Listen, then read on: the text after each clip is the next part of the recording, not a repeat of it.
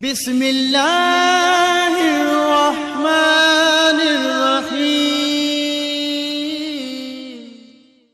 أعوذ بالله من الشيطان الرجيم بسم الله الرحمن الرحيم यकीनन अमा चइनी हरफन में फर्क महसूस कयो हूंदो। ज़ाल जो आवाज़ सन्नो ऐं सीटी जे बग़ैर आहे। ज़ा जो आवाज़ सन्नो ऐं सीटी सां गॾु आहे। ज़ा ऐं ज़ाद जो आवाज़ थुल्हो ऐं सीटी जे बग़ैर आहे। हाणे मां अव्हांखे ज़ाल जूं मिसालूं ॾींदुसि जिन खे ज़ा, ज़ा ऐं ज़ाद जे आवाज़ुनि सां पढ़णु ग़लति आहे। सिरातल लज़ीन इनके ज़ा जी आवाज़ सां पढ़णु ग़लति आहे। सिरातल लज़ीन ऐं ज़ा जी आवाज़ सां बि पढ़णु ग़लति आहे।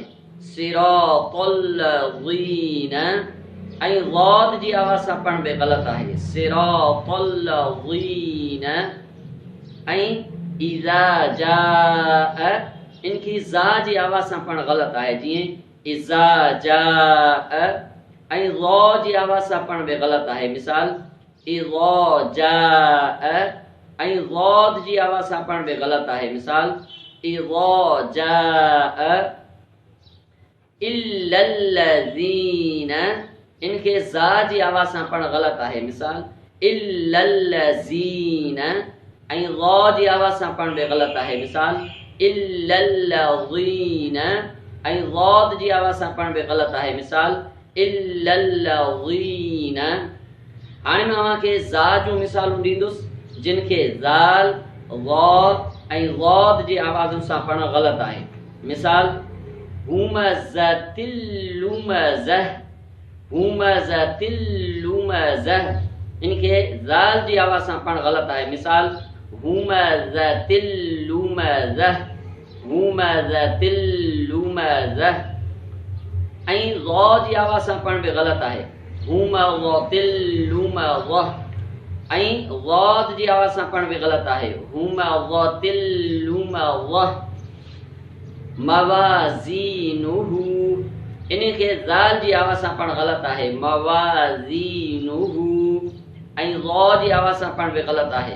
मवाज़ीनुहु ऐं ज़ाद जी आवाज़ सां पढ़णु बि ग़लति आहे। मवाज़ीनुहु ज़िलज़ालहा इनके ज़ाल जी आवाज़ सां पढ़णु ग़लति आहे। ज़िलज़ालहा ऐं ज़ा जी आवाज़ सां पढ़णु बि ग़लति आहे। ज़िलज़ालहा ऐं ज़ाद जी आवाज़ सां पढ़णु बि ग़लति आहे। ज़िलज़ालहा। हाणे मां अव्हांखे ज़ा जूं मिसालूं ॾींदुसि जिन खे ज़ा, ज़ाल ऐं ज़ाद जी आवाज़ सां पढ़णु ग़लति आहे।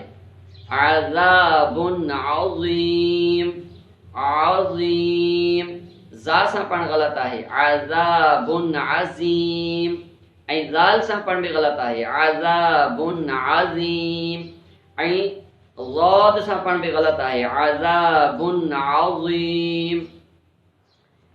हाणे मां अव्हांखे ज़ाद जी मिसाल ॾींदुसि जंहिंखे ज़ा, ज़ाल ऐं ज़ा जी आवाज़ सां पढ़णु ग़लति आहे।